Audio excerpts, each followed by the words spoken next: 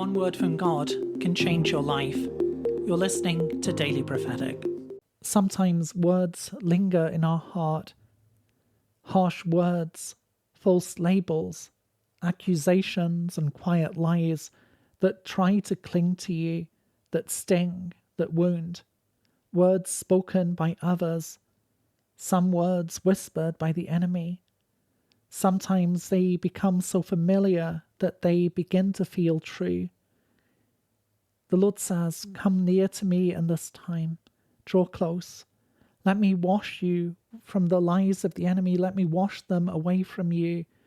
Let my word cleanse the fears that are within. Let them cleanse and heal and restore.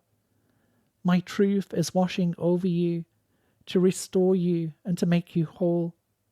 Do not be afraid, but trust that I am with you, the one who is speaking my words of healing, my words of life and of truth over you.